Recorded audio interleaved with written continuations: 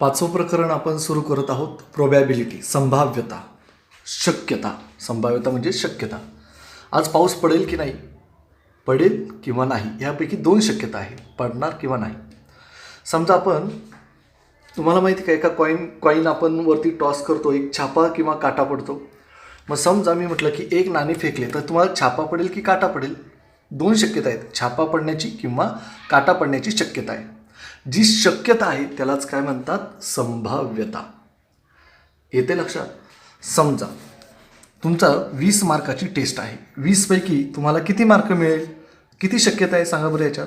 0, 1, 2, 3, 4, 5, 6, 7, 8, 9, 10, 11, 12, 13, 14, 15, 16, 17, 18, 19, 20. म्हणजे या 0 ते 20 यापैकीच तुम्हाला मार्क मिळेल का. 20पेक्षा असं 25 मार्क पडेल का 20 मार्काच्या पेपरला, नाही. म्हणजे शक्यता काय, 20 मार्काच्या पेपरपैकी किती शक्य, तुम्हाला 2 मार्क मिळेल, 3 मार्क मिळेल, 5 मार्क मिळेल, कोणाला 0 मार्क मिळेल, कोणाला 20 पैकी 20 मिळेल. तर ह्या किती शक्यता आहेत मग, 0 पासून 20 पर्यंत एकूण अशा 21 शक्यता आहेत. कारण 0 ही पण एक एक्स्ट्रा शक्यता वाढली. तर शक्यता हा टॉपिक शक्यतेवर आधारित आहे, संभाव्यता. तर त्यामध्ये आपण काही शक्यता पाहूयात, त्याला आपण लक्षात ठेवा असं म्हणूया. ओके, आता लक्षात काय ठेवायचं. समजा मी 1 कॉईन इज टॉस्ड. समजा एक कॉईन, एक नाणं मी असं फेकलं. आता एक नाण्याला 2 बाजू असतात, एक छापा आणि एक काटा. तर काय पडेल रे, तर एक छापा पडेल आणि एक काटा पडेल. छापाला काय म्हणतात, हेड, आणि काट्याला म्हणतात टेल, म्हणजे टी. एक छापा तरी पडेल नाही तर काटा तरी पडेल. राहील लक्षात. पण ही शक्यता कर्ली ब्रॅकेट्समध्ये दाखवतात, संचामध्ये, एच आणि टी, आणि तिला नाव देतात काही पण द्या, ABCD वगैरे वगैरे. समजलं. म्हणजे एक जर कॉईन टॉस केली तर काय शक्यता आहे, तर एच किंवा टी पडेल. खाली तो जरा, हेड नाहीतर टेल, छापा आणि हा काटा. 1 कॉईन इज टॉस. एक नाणं आपण जर फेकलं तर काय पडेल, छापा किंवा काटा. अशा 2 शक्यता आहे. समजतंय, ठीक आहे. मग किती शक्यता सापडल्या याच्यात, 2. म्हणून एमध्ये 2 पॉईंट आहेत आणि ते असं लिहितात, म्हणून number of A is equal to 2. एमध्ये 2 घटक सापडले. कळलं. दुसरी शक्यता पहा बरं जरा.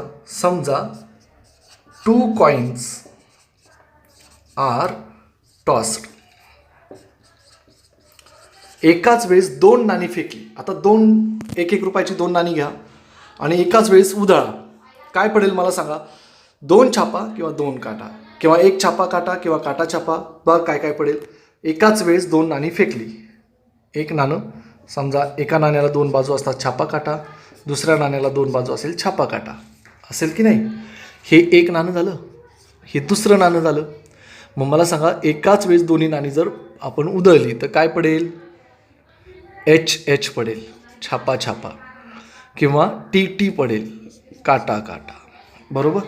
किंवा छापा काटा पडेल म्हणजे HT, किंवा काटा आणि छापा पडेल TH. किती शक्यता, 4 शक्यता आहे. त्याला नाव देऊयात A. 2 नाणी जर एकाच वेळेस आपण जर टॉस केली, फेकली, तर छापा छापा पडेल. ह्या नाण्याचा एक छापा दुसऱ्या नाण्याचा छापा पडू शकतो, किंवा काटा काटा असं पण होऊ शकतं, टेल, किंवा एका नाण्याचा छापा दुसऱ्या नाण्याचा काटा, किंवा एका पहिल्या नाण्याचा काटा दुसऱ्या नाण्याचा छापा असं पडू शकतो. म्हणजे एकूण किती शक्यता सापडतात, 4. म्हणजे याच्यामध्ये आपण म्हणणार नंबर ऑफ ए बरोबर 4. 1, 2, 3, 4. 2 कॉईन्स आर टॉस. बरं, आता 3 कॉईन्स एकाच वेळेस उधळा बरं. आता इथं लिहितो मी, 3 कॉईन्स आर टॉस्ड. 3 नाणी एकाच वेळेस फेकली. आता पहिली नाणी मांडून घेऊयात. पहिलं नाणं HT, दुसरं नाणं पण HT, तिसरं नाणं HT म्हणजे छापा काटा छापा, हेड टेल 3 नाणी आहेत. काय पडेल मला सांगा, चला शक्यता सांगा. चला आपण A नाव देऊ, A बरोबर. काय शक्यता आहे, पहिल्या नाण्याचा छापा छापा छापा पडेल म्हणजे H, किंवा दुसऱ्यांचा टी पडेल. तिन्ही नाण्यांवर काटा पडेल. ओके. टेल, किंवा छापा छापा काटा असं पडेल HT, किंवा झालं. HTH असं पडेल. परत बघा.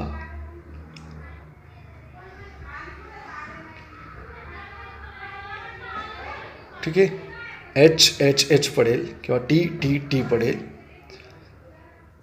किंवा HHT पडेल किंवा HTH पडेल. अजून काय HTT पडू शकतं. HTT. H काटा काटा, पहिल्या नाण्याचा छापा होईल, दुसऱ्या नाण्याचा काटा, तिसऱ्या नाण्याचा काटा असं पडू शकतो. ओके. अजून काय काटा काटा काटा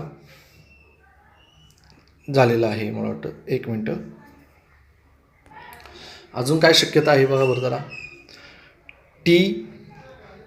TH असं पडू शकतो. TH. टी पासून सुरुवात करा. THT असं होऊ शकतं. किंवा अजून काय THH पडू शकतं. काटा छापा छापा असं होऊ शकतं. आणि T हा हेड आहे. अजून एक शक्यता सांगा.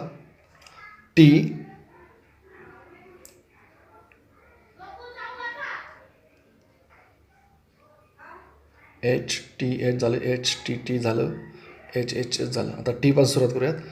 TTT, THT, THH. ओके. एवढ्या शक्यता सापडतील. 1 2 3 4 5 6 7 8 शक्यता आहेत. आपण एक काम करूयात, मी परत लिहितो जरा हे, म्हणजे आपल्याला समजण्यासाठी सोपं जाईल. 3 नाणी मी एकाच वेळेस टॉस केली. HTHT. पहा कसं तयार करायचं. तर H पासून सुरुवात करा. पहिला हिदून सुरुवात करा. HHH. Hने सुरुवात करा. HHT. HTH. HTH आणि HTT. ओके. ही झाली Hने सुरुवात होणारी 4 जण. आता Tने सुरुवात होणारी सेम असंच करायचं आहे. TTT. किंवा इथं बघा, जिथं H असेल तिथं T करा, जिथं T असेल तिथं H करा. सेम उलटं मांडा. इथं काय ना TTT, Hच्याऐवजी T, Hच्याऐवजी T आणि Tच्याऐवजी H. त्यानंतर इथं ह्याच्या रिप्लेस करा. जिथं H आहे तिथं T लिहा, जिथं T आहे तिथं H लिहा. इथं काय ना T, इथं T म्हणलं, इथं H, ह्याच्या ऑपोजिट T. इथं बघा T, इथं येणार HH. म्हणजे एकूण किती शक्यता सापडल्या? 8. Hने सुरुवात होणाऱ्या, नंतर Tने सुरू होणार आहे. तर इथं नंबर ऑफ ए आहे 8. 3 नाणी एकाच वेळेस फेकले असता. ओके. आपण मराठीत लिहूयात. 1 कॉईनला 1 नाणे फेकले तर 2 शक्यता मिळतात. 2 नाणी फेकली तर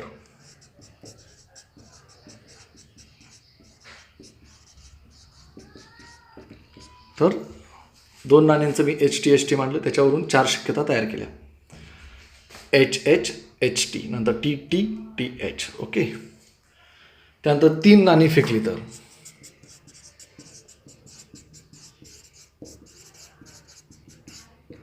ओके. 3 नाणी फेकली, 4 नाणी फेकली तर, 5 नाणी फेकली तर, पण एवढं आपल्याला विचारत नाही. फक्त 1 नाणं, 2 नाणी, 3 नाणी एवढ्याच शक्यता विचारतात जास्तीत जास्त. ठीक आहे. तर पुढच्या काही शक्यता आपण पुढच्या व्हिडिओमध्ये पाहूयात. पुढच्या व्हिडिओमध्ये पाहण्यापेक्षा आपण काय करूयात, कंटिन्यू करू. पण ह्या शक्यता पाठ करायच्या आहेत बरं का. हे पाठ झालं तरच तुम्हाला प्रोबॅबिलिटी हे प्रकरण समजेल. 4थं आहे आता नाण्यांचं झालं. आता कधी आपण सापशिडीचा ठोकळा पाहिला का रे? हो, त्याला डाय असं म्हणतो आपण, किंवा फासा असं म्हणतो. मग 1 फासा फेकला असता. 1 डाय इज थ्रॉन. थ्रॉन म्हणजे फेकणे. सापशिडीचा ठोकळा, त्याच्यात जास्तीत जास्त कितीपर्यंत अंक असतात? 1 2 3 4 5 6 पर्यंत असतात. म्हणजे 1 जर सापशिडीचा ठोकळा आपण फेकला, तो ठोकळा असतो तो. तर काय शक्यता सांगा? 1 पडेल किंवा 2 किंवा 3 किंवा 4 किंवा 5 किंवा 6. 7 पडेल का? नाही, कारण 7 अंकच नसतात.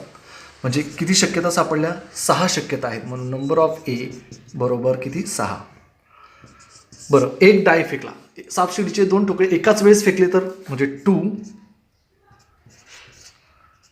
Dice R thrown. डायचा अनेक वचन डाईस, DICE. 2 फासे फेकले तर, आता आधी एक फासा पहा, पहिला फासा. ओके, पहिल्या फाशावर काय नंबर असतात? 1 2, थोडंसं खाली मांडतो, समजा हा फासा आहे, 1 2 3 4 5 6. दुसरा फासा पण घ्या, त्याच्यावर पण काय नंबर असणार? 1 ते 6. आता हे दोन्ही ठोकळे एकाच वेळेस आपण जर फेकले तर काय पडण्याची शक्यता आहे? त्याला आपण ए असं म्हणतोय.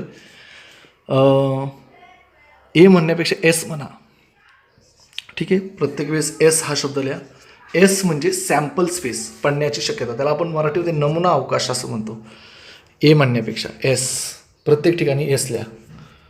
ओके, म्हणजे द नंबर ऑफ एस, म्हणजे तुम्हाला समजायला पण सोपं जाईल नंतर. ओके, हे नमुना अवकाश आहे. एस म्हणजे नमुना अवकाश, सॅम्पल स्पेस. काय पडेल मला सांगा? 2 फासे एकाच वेळेस फेकले तर 1 1 पडेल, किंवा 1 2, किंवा 1 3, किंवा 1 4, किंवा 1 5, किंवा 1 6. अजून काय पडेल? आता 2ने सुरुवात करायची. 2 1 2 2 2 3 2 4 2 5 2 6 पडेल, किंवा 3 1 3 2 3 3 असं सगळे 6 पर्यंत घ्यायचे. मग 6 1 6 2 6 3 6 4 6 5 6 6. तर मी इथं लिहून ठेवतो. 2 1 2 2 2 3 2 4 2 5 2 6. आता 3ने सुरुवात करूया. 3 1 3 3 3 2 3 3 3 4 3 5 3 6. तर 4ने सुरुवात करा. 4 1 4 2 4 3 4 4 4 5 4 6. 4 1 4 2 4 3 4 4 4 5 4 6. आता 5ने सुरुवात करू. 5 1 पडेल, किंवा 5 2 5 3 5 4 5 5, किंवा 5 6. त्यानंतर 6ने सुरुवात करूया. 6 1, किंवा 6 2 6 3 6 4 6 5 आणि 6 6. इतक्या शक्यता पडतील. ओके, मग किती झाली? हे एका वेळीत 6 आहेत, असे ह्या 6 6 36. म्हणजे नंबर ऑफ एस बरोबर किती? 36 पडतील. राहील लक्षात? 1 नाणं 2 नाणी 3 नाणी, 1 फासा 2 फासे फेकले तर. ओके, पाठ करून ठेवायचे हे. आणि एस म्हणजे नमुना अवकाश, लक्ष द्या. बरं, अजून एक आपण लक्षात ठेवामध्ये पाहूयात. समजा 1 नाणं 1 फासा फेकला तर काय पडेल रे? 1 coin and 1 die is thrown. एकाच वेळेस. आता एक नाण्याला काय असतं? समजा 1 कॉइन, कॉइनवर काय असणार? छापा किंवा काटा. आणि डायवर काय असणार? 1 2 3 4 5 6 असे अंक असणार. काय पडण्याची शक्यता आहे? तर याचा सॅम्पल स्पेस तयार करा, असा प्रश्न येतो. तर छापा 1 छापा 2 छापा 3 छापा 4 छापा 5 छापा 6 असं पडेल. म्हणजे H1 H2 H3 H4 H5 H6 पडेल. किंवा काटा टेल 1 टेल 2 टेल 3 असं पडेल. म्हणजे T1 T2 T3 T4 T5 आणि T6 इतक्या शक्यता आहेत. म्हणजे किती शक्यता आहेत? 1 2 3 4 5 6 6 6 12. म्हणजे नंबर ऑफ एस बरोबर किती आले? 12. तर अशा प्रकारचे आपल्याला सॅम्पल स्पेस तयार करा असा प्रश्न येतो. तो प्रश्न आपल्याला काय करायचे? आधी हे सॅम्पल स्पेस हे आल्याशिवाय आपल्याला गणित सोडवता येत नाही. म्हणजे ही पहिली स्टेप आहे की सॅम्पल स्पेस तयार करा. ठीक आहे, तुम्हाला समजलं असेल तर ह्याचा स्क्रीनशॉट तुम्ही काढून घ्या आणि मग आपण एक्झरसाइज पाहायला सुरुवात करूया.